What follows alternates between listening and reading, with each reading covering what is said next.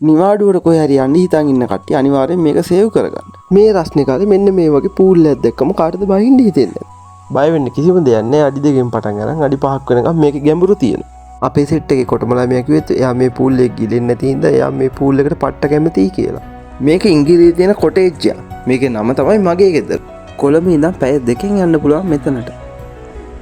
මේකේ AC කරපු room 3ක් තියෙනවා. එකක් ෆැමිලි බෙඩ්රූම් එකක්, අනිත් දෙක ඩබල් බෙඩ්රූම්. අපි රෑට දාගත්තේ බාබකියු එකක්. ස්ටාෆ් එකේ අයටම කියලා බාබකියු එකක් හදාගන්න පුළුවන් වුණා. කැම්පස් යාළුවෝ ටික සෙට් වෙන්න තරක් හොය ඇයිද්දි තමයි මේක අපිට හම්බුනේ. රසම රස කෑම ටිකක් උදේ බ්‍රෙක්ෆාස්ට් එකට අපිට හම්බුණා. බ්‍රෙක්ෆාස්ට් එක පැකේජ් එකට ඉන්ක්ලූඩ් වෙලා තිබ්බේ හින්දා අපිට පට්ටම වාසියක් වුණා මේ ට්‍රිප් එක බජට් යන්න. මෙන්න මේ ඒරියා එකේ පුළුවන් ඔයගොල්ලන්ට බැඩ්මින්ටන් ප්ලේ කරන්න. බැඩ්මින්ටන් රැකට් වගේම කැරම් බෝඩුත් ඒ කොටේජ් එකේ තිබ්බා. අපේ මිනිස්සු ටික දවසම පූල් එකේ හිටියේ. ඔයාලගේ යාළුවෝ මේ වීඩියෝ එකට මෙන්ෂන් කරන්න ඒ වගේම වැඩිදුර විස්තර මම ඩිස්ක්‍රිප්ෂන් එකේ දාලා තියන්න.